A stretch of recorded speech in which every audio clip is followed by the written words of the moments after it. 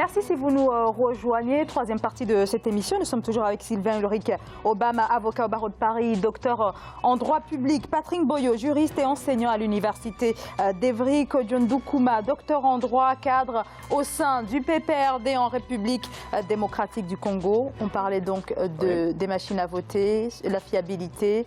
Et vous vouliez intervenir? Oui, effectivement. J'ai soutenu qu'en France, nous avons des machines à voter, mais qui sont encadrées par la loi et avec un certain nombre de critères pour leur utilisation dans certaines circonscriptions et pas dans d'autres. Et il est vrai qu'en RDC, il y a eu un cas de généralisation de la machine à voter. Et il y a des contraintes, on se pose des questions sur la sécurité énergétique. Est-ce que ça peut fonctionner pendant toute la durée du vote? On se pose la question sur l'ergonomie de cette machine. Est-ce que ça peut être utilisé par des personnes qui ne sont pas lettrées? Ces questions-là se posent et c'est à la CENI, qui est l'organe technique, de pouvoir y répondre. Maintenant, en ce qui concerne l'article évoqué de la Constitution qui parle du secret du vote, il y a l'article 58 de la loi électorale qui dit ceci: l'électeur qui se trouve dans l'impossibilité d'effectuer seul l'opération de vote a le droit de se faire assister par une personne de son choix ayant la qualité d'électeur. Tout électeur qui aura porté assistance à un autre électeur ne peut communiquer le choix de l'électeur que l'électeur a fait. Aucun électeur ne peut porter assistance à plus d'un électeur. L'argument que je donne, ce n'est pas un argument péperdien, c'est un argument légal de la loi, justement, qui fixe les modalités pratiques de déroulement du processus électoral. Et je m'arrête là, parce que je ne suis pas là en train de parler pour compte de la CENI. Sylvain Ulrich Obama, ceci dit, le PPRD, voilà, vous soutenez, vous aussi, la machine à voter, en tout cas dans le camp du président de la République. La CENI lève les options pour les meilleures modalités d'organisation des élections et le gouvernement les finance. Je pense que nous étions en 2006 dans un ratio de financement des élections où la communauté internationale l'avait financé à 94% et que le gouvernement congolais ne l'avait fait qu'à 6%. Lorsque nous arrivons en 2011, le gouvernement congolais, on est passé des ratios de 80% de financement des élections sur fonds propres et du gouvernement congolais, 20% de la communauté internationale. Et aujourd'hui, nous arrivons à un financement qui est de l'ordre pratiquement de 100% des élections par nous-mêmes. Alors ça, c'est tout nouveau ça, parce qu'il y a quelques mois encore, on avait les autorités congolaises qui appelaient la communauté internationale à s'impliquer davantage dans le financement de ces élections. Ça, c'était encore valable au mois de janvier. C'était encore valable. C'était d'ailleurs l'un des arguments utilisés par le pouvoir pour justifier le report des élections de décembre 2016. Je me réfère à la dernière adresse du chef de l'État à la tribune des Nations Unies, qui avait dit qu'au nom de la souveraineté et de la RDC, nous financerions les élections par nous-mêmes. Et nous avons trouvé les moyens de pouvoir le faire. Et les derniers lots des kits électoraux sont arrivés par Dar es Salaam il y a quelques jours pour ce faire. Donc la responsabilité du gouvernement consiste à financer l'option débattue au Parlement et indépendamment prise par la Commission électorale nationale indépendante.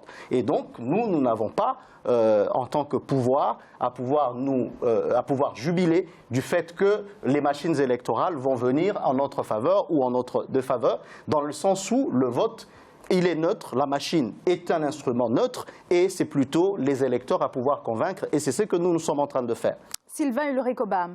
Oui, je constate que mon co-débatteur se contredit assez parce que... Heureusement, je ne suis pas le seul à le remarquer. Parce que, d'une part, vous indiquez que les règles de jeu sont là pour faciliter soit un candidat, en tout état de cause, lorsqu'il y a des règles de jeu, c'est pour que le jeu soit fait. Et aujourd'hui, et maintenant, à l'instant, vous nous indiquez effectivement que les machines à voter qui ne respectent aucune caractéristique pratique ne vous seront pas favorables. Je n'ai pas vu la contradiction. Dans ce cas, posez vos mots, s'il vous plaît. Dans ce cas, lorsque le pouvoir en place ne peut pas créer une machine pour perdre. que je sache. Heureusement que vous n'êtes pas congolais. D'autant que plus. vous parlez d'un sujet congolais que non, vous non, je ne suis pas d'accord avec ça. ça. Ça n'a rien à voir. C'est pour ça que je parlais de question de respect. Moi, je viens ici sur le plateau, j'aborde des sujets d'autres pays. Je ne suis pas obligé d'être gabonais pour parler du Gabon. Je suis désolé. Ce d'autant plus que je ne peux pas laisser passer ça. Vous mettez la charrue avant les bœufs, vous indiquez que les conditions ne sont pas réunies pour que que le vote électronique soit fiable, mais en même temps, vous dites que cette machine, et en même temps vous dites que le secret du vote des électeurs n'est pas violé. Et vous nous citez un article de loi qui indique que celui qui est dans l'impossibilité de pouvoir voter doit se faire accompagner. Mais dans ce cas, vous vous contredisez. Les dispositions constitutionnelles qui sont supérieures à la loi, et le secret du vote est un droit fondamental, sont violées. Et en même temps, je comprends bien que c'est le jeu politique. Les règles, vous les manipulez à votre avantage et au désavantage du droit fondamental du citoyen. Et ça, je peux le comprendre. Mais ne venez pas défendre gaillardement sur le plateau qu'effectivement que la machine est fiable alors qu'elle ne l'est pas. Moi, si je peux renchérir à ce qui vient d'être dit excellemment par mon co-débatteur en face, M. Mbam, c'est que la loi elle-même, la loi électorale, prévoit à l'article 252 que le vote électronique ne sera pas appliqué pour ce scrutin. Maintenant, du côté du camp de Kabila, comme en acquaintance avec la CNI, comme d'habitude, n'oubliez pas, je précise que le président de la CNI, les vice-présidents de la CNI ont l'habitude d'aller passer des soirées dans des banquets organisés par les camps de Kabila. Ça, c'est notoirement connu, personne ne peut dire le contraire, même en face. Je suis là, je peux même donner ma main à couper là-dessus.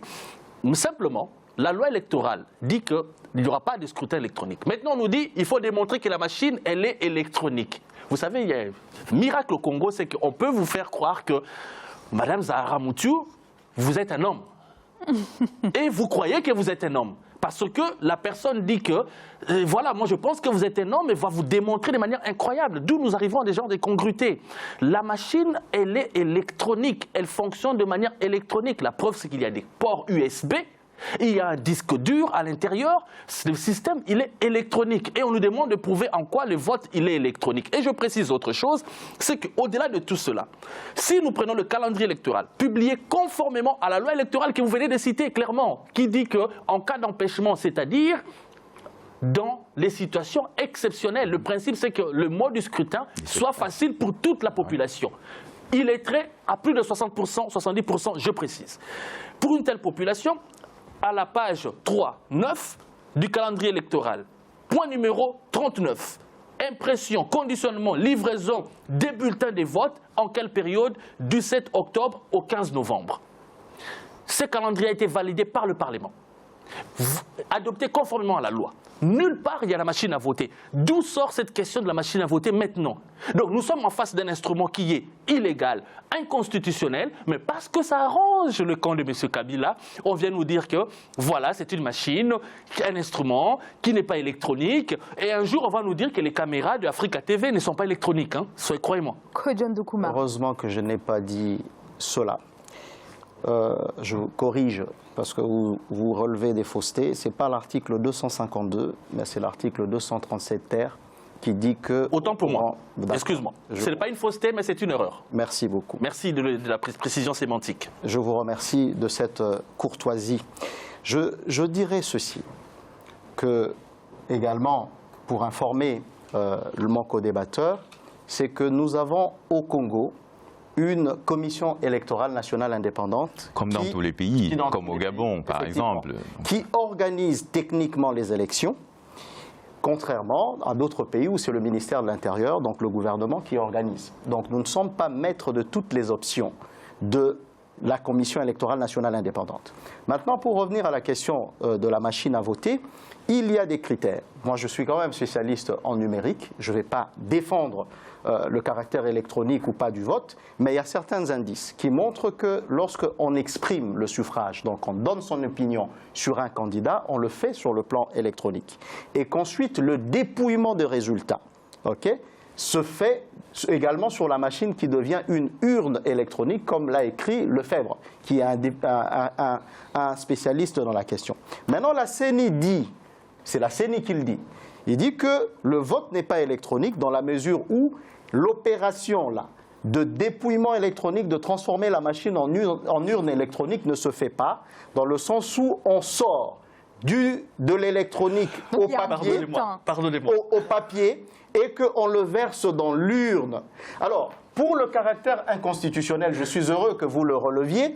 C'est vrai que tous ces arguments que vous êtes en train de relever dans le calendrier électoral, et il y a un éminent juriste qui a saisi la Cour constitutionnelle pour entendre la Cour constitutionnelle de la RDC dire que l'utilisation de la machine à voter était inconstitutionnelle et qu'on devrait l'écarter. Mais jusqu'à présent, la Cour constitutionnelle ne s'est pas encore prononcée. Ce qui n'est pas prohibé est permis. Et là, on a encore l'avis de la CENI sur la question. Donc nous ne comptons pas... Et vous attendez vraiment que moi je vous dise pourquoi la Cour ne s'est pas prononcée? Nous n'attendons pas que la CENI vote à notre place. Ce sont les électeurs que nous sommes en train de chercher, de pouvoir, comment on dit, envers qui nous faisons notre campagne électorale, qui vont pouvoir nous donner le suffrage, comme ils l'ont fait en 2010 et en 2011. Les électeurs ont manifesté, en tout cas, leurs craintes liées à l'utilisation de cette machine. Est-ce que vous les avez entendues? Les craintes... Est-ce que vous comprenez ces craintes-là exprimées? Oui, les craintes ont été exprimées. Mais lorsque on écoute le président de la CENI, il dit « Si vous voulez les élections à la bonne date, au 23 décembre, je le fais avec la machine à voter, mais si vous ne le voulez pas à la bonne date, nous partons jusqu'au début de l'année 2019. » Moi, je vous rappelle quelque chose. Alors, des machines à voter qui ne sont pas toutes arrivées en République démocratique. Elles arriveront toutes. Il y a un monsieur qui s'appelle président de la République, Joseph Kabila, à qui la Constitution impose la responsabilité d'être le garant du bon fonctionnement des institutions. Nous sommes d'accord. Et ce monsieur ne s'est jamais, encore jamais, une seule fois manifesté pour demander pourquoi un instrument qui n'a pas été prévu par la loi doit être appliqué par le peuple. Pas une seule fois. Et le président de la CENI, comme ce chantage d'habitude que tout enfant peut comprendre, c'est-à-dire, si tu ne brosses pas tes dents pour aller dormir, demain tu n'auras pas de bonbons. C'est ça, c'est à quoi joue la CENI avec le peuple congolais. Vous voulez faire les choses comme, vous voulez que je fasse les choses comme je veux, tant mieux.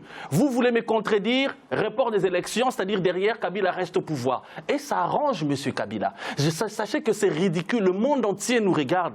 Le monde entier observe les Congolais. Et moi je refuse qu'on pense que les Congolais sont tous des idiots, ou les Congolais marchent la tête